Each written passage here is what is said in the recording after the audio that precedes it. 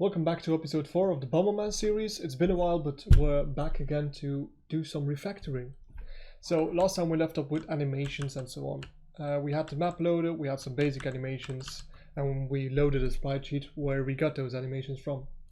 Now, this episode is mostly going to be a big refactor. As I said last time, people who want only to see new functionality might want to skip this video because there will probably be no new functionality at all this video, but a lot of refactoring will be done and I do hope you learn something from it.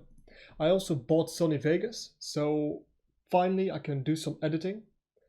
I'm not sure how much editing I'm gonna be able to do on this video, but next video I'm definitely gonna show the end result at the beginning of the video as promised. Finally. Okay, let's have a look. So let's start by reloading our window because TypeScript is having some issues with Git. And let's run that again. Okay. Last time I promised to explain why we need an update loop, because currently in our game loop we only have a render loop in our game. A render loop, well, just a loop. We call it a game loop, a render loop, whatever. And we're going to split this one up into two versions, into an update and a render function. And the reason why we do that is, well, there are a few reasons, but the two biggest reasons why I do it is first of all to split your logic. The update will take care of updating the state of the game, and then once you render will just, render the actual game, write it to the screen, so to speak. And there's another really big reason why you do it. Like I've made a paint.net example of it. Imagine the white orb being the player and this red square being just a wall.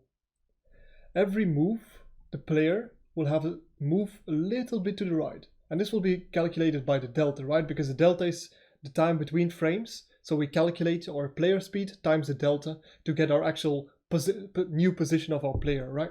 Our velocity.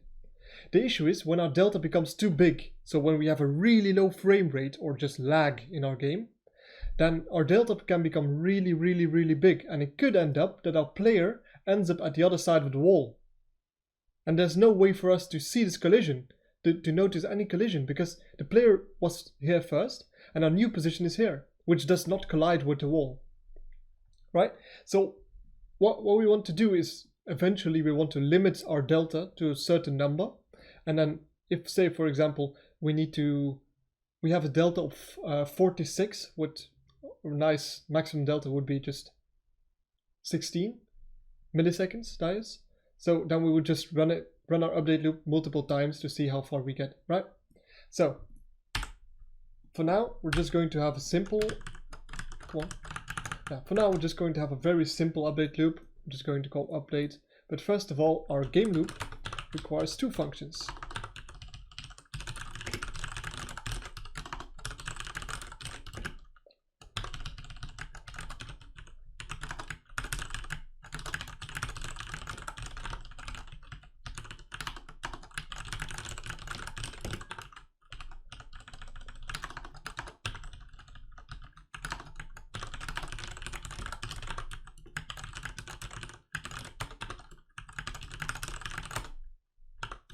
And as you can see, our render function doesn't take delta.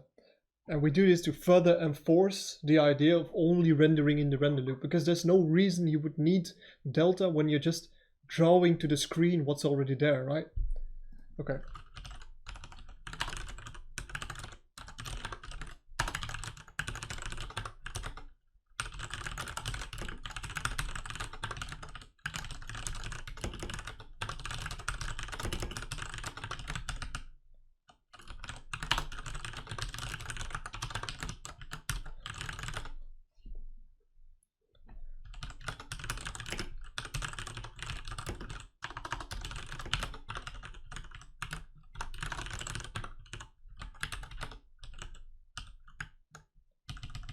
Okay.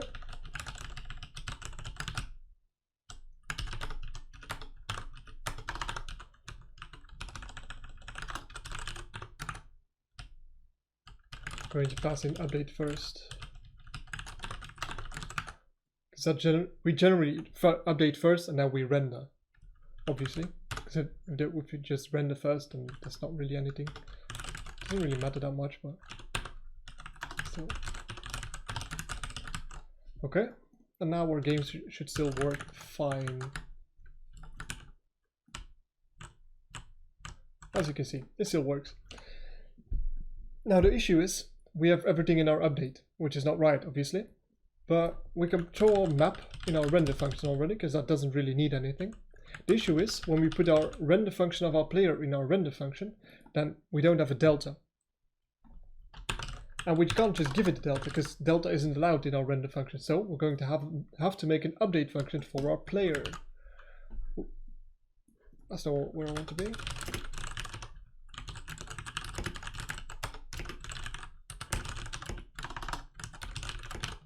Oh my goodness. Take all this stuff, put it in here. Go out our delta. And that's our render and delta. Let's set that up. Oh. Okay. Now, our we can't pass in our delta here to our moving sprite, which is our animation, by the way, if you can see our animation or sprite sheet sprite. And the reason we can't pass it there because we don't have it when we're rendering. So we'll have to split up our animation into having both a render and an update. And our animation gets its render function from a sprite interface. So our sprite interface will need an update function.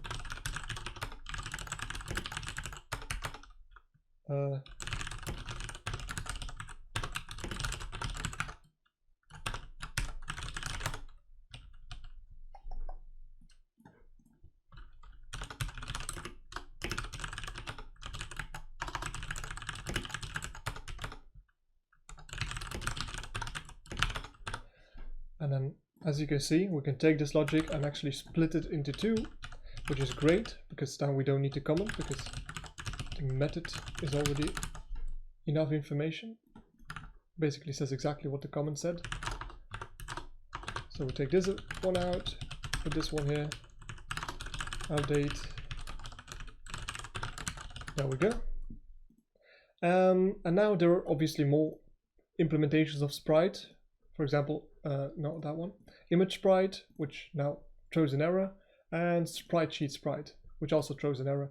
Now I don't want to implement our update method here because, well, it will be a bit useless. So what we're going to do is instead make an abstract class.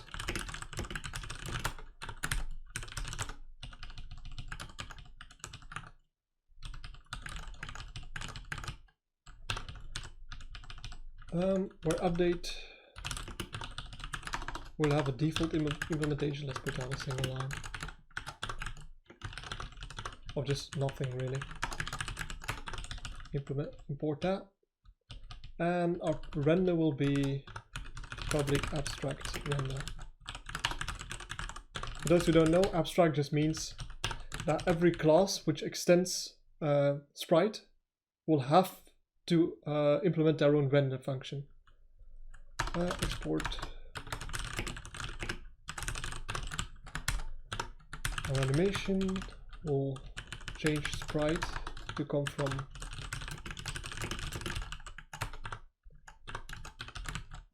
our sprite class, and the same in sprite sheet sprite,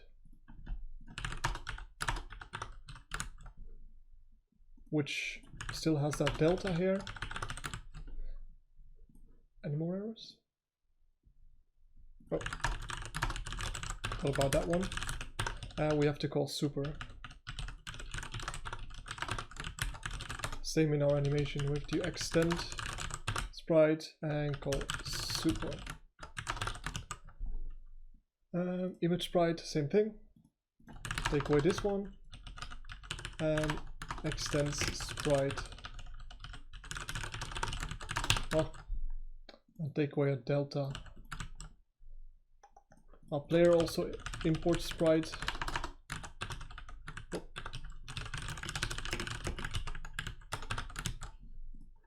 Now that works again. Everything should be fine. Let's have a look. Open our console just to be sure. Yeah, everything still works. Okay, and the next piece of refactoring, well, the first piece of refactoring really, that we're going to do is we're going to split our engine and our game logic. This is one of those things that I really like to do every time that I make a game from scratch in JavaScript, just because it makes it so much easier to actually reason about everything and see where your game logic is. Like, it will become a bit more obvious, but you'll actually have an idea of what your game logic is and shouldn't be. It's just much more clear. Whereas now there's just too much junk that just isn't connected that we need to think about. So we'll make an engine folder. You can make this rendering folder, whatever folder. I really don't care what you call it. What do we want in here? Our delta tracker, obviously. Game loop, definitely. Image sprite, image utils, key listener, range, sprite, sprite, sprite, and our types. The reason why I use types is because it uses game data, and game data really isn't that used anywhere outside of this engine. Well, it's implemented. It's used as a type, but it's not really used, say for example, to create a game data object, which is created in game, which also belongs there. Hold on for a second. And then our game. Yeah. So the issue is our game still has imports from outside of our engine, which is not great, right? Because our game kind of belongs to both. Our game class kind of belongs to both our actual game and our engine. So what we'll make is an abstract class game, which we're going to import. We'll call Bomberman game.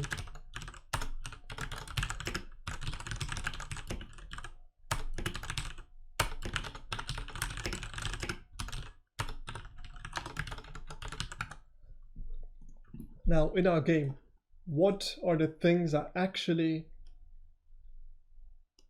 need to be called from outside of this game? I was thinking the setup really, and then our update and render obviously. So we'll start with setup.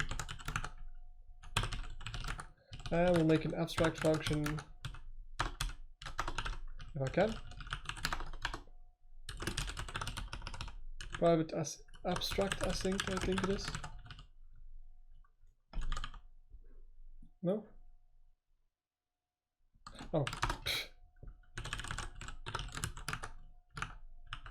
And it needs to be promise returns because it's asynchronous.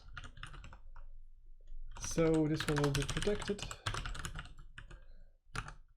And let's actually pass game data in there. One of the things I'm seeing is the key listener, which I'm just going to put here, because that's still part of our game, right? So the way this.setup, there will no longer be, it will be this.setup, we will need this.game data. And I will call this. Image utils still the same. Our game map still the same. Let me just copy the import from here.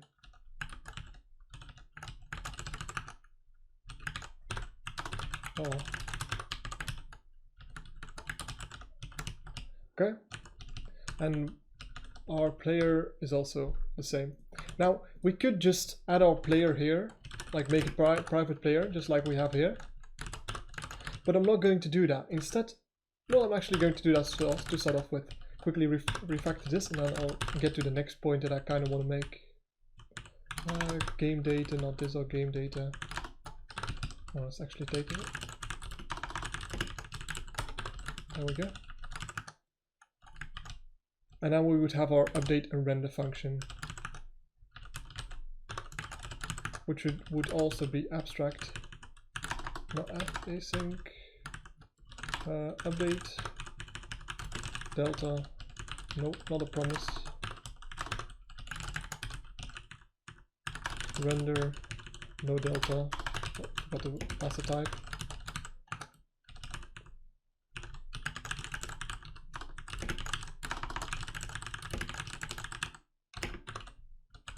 will there be game data? So we'll also get game data. And that will also just be game data like that. And then everything should still work, except that we have to fix a few imports, I'm pretty sure. What else? Update is private, protected.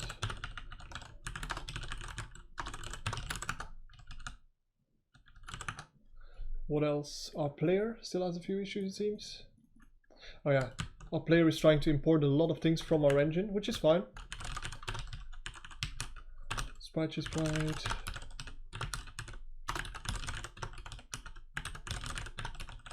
Size.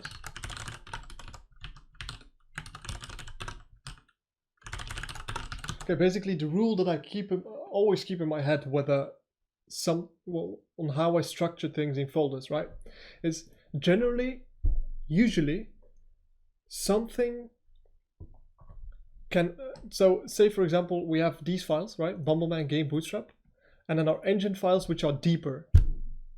You can also only go deeper, so you can only go down folders, so I can go into engine and get something from there, but engine can't go out of engine and get, for example, our game app. That's not possible. And if you just keep that mindset, then you'll always have a program that, well, you'll always avoid, you'll always have loose coupling in your program, let's just say. So you will never have a dependency in both directions, which is just disaster waiting to happen, really. Okay, I hope that made sense. I'm happy to explain it further. Instead of new game, say Bomberman game. Yeah, I'm happy to explain it further if it's not exactly straightforward. So do let me know if that's the case. Just checking because sometimes VS Code doesn't update the errors. Okay, let's have a look whether everything still works. Key listener is undefined in player. Key listener is undefined. This one, right? Let's use debugger for once. Actually, pretty sure I know where it is. In our game, calling key listener setup. When we run, wait.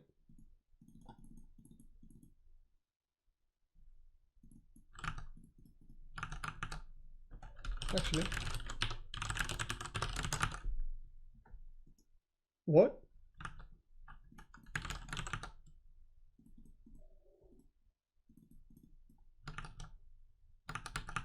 One second, let me have a look, right? So we get our game data here, which is correct. And here are context and key listener are both right, correct? Yet in our player,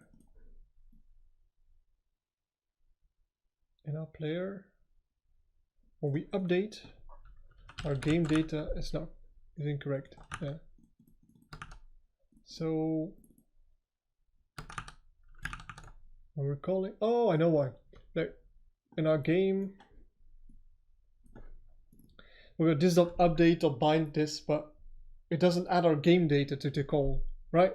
So what we'd have to do actually is we'll just make a function do render private do update. We'll use do update do render this doll update.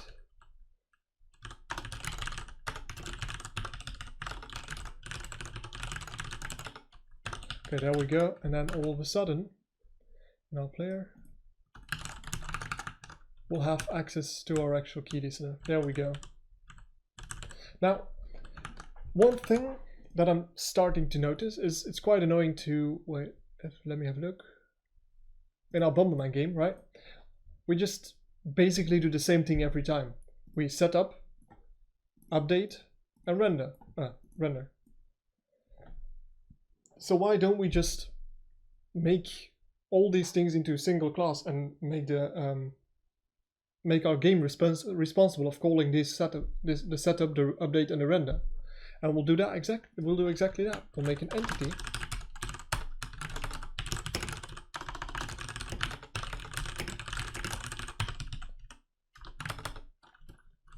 which is abstract.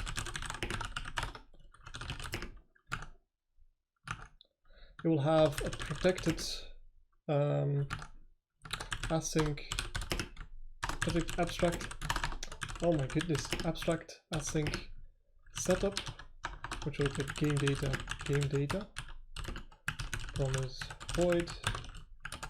It will have a protected abstract update, which will get game data and delta. Just have void, and a render function which doesn't have delta. Oh. There we go. So now if our player becomes an entity, extends entity, we have our setup. Don't have game data because we don't really need it, but let's implement it anyway. And we have our render update. For my game, that's alright. Game data like that. And then our game app can actually have the same thing.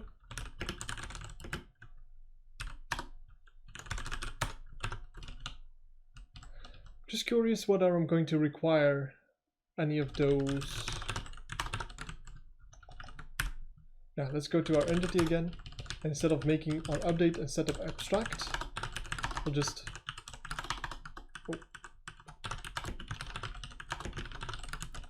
make them empty functions, meaning they're not required. Our render is obviously required, otherwise you wouldn't be making an entity, but they're not required. So what are we going to do in our game now? We're going to have a list of entities.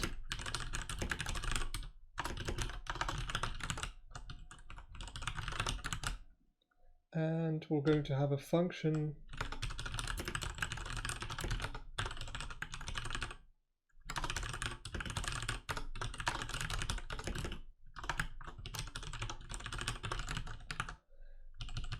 okay.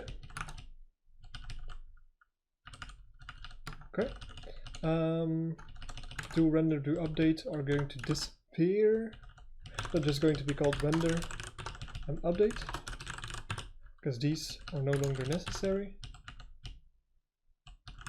Update, render, and they're going to call for entity. These are entities.forEach e.update. These are game data and delta. And I can't call update apparently. It's protected, because why not? Why did I make those protected? I'm not sure. That's better. Now the public. And render will be exactly the same, except it will be just before render without delta. And when we run, we're going to call setup.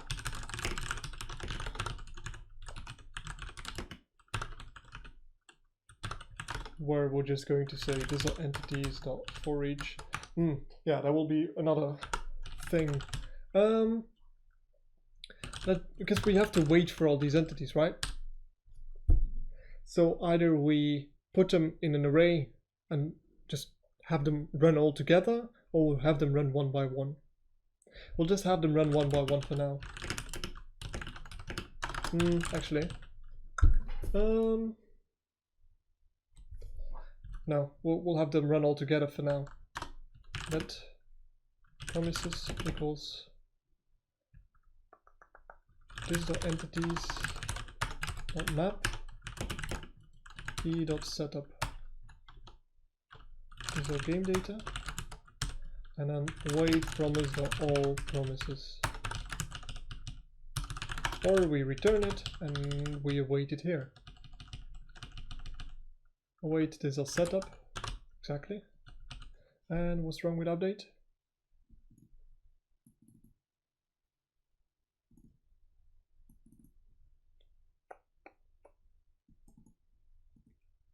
Huh. Oh. Ah, yeah. Whatever.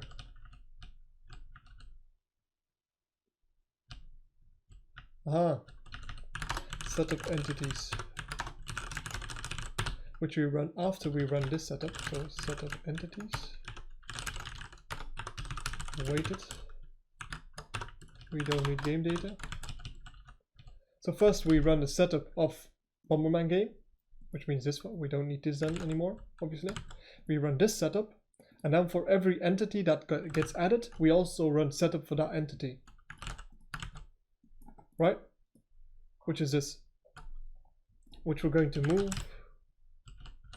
here.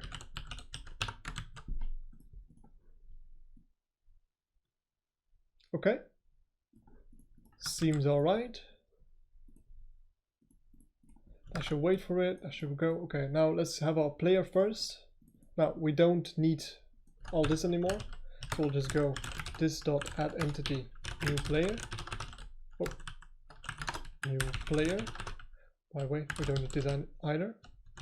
And our setup method will automatically get called.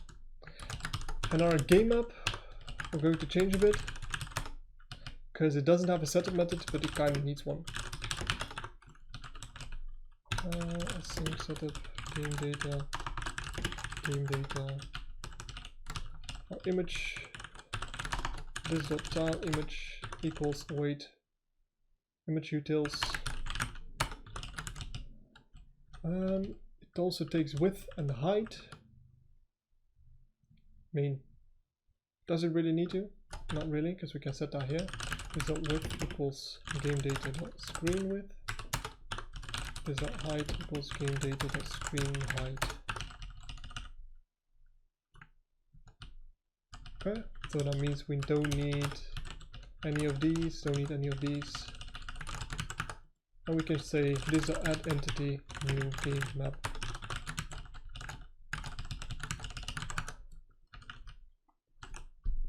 There we go. And now everything should be called in order and everything should still work. Look at that, it's beautiful. So basically now, if you look at our game logic, our actual game just has two entities which are being added. Our game app loads, setups, renders, and our player does exactly the same thing, just a bit more complicated.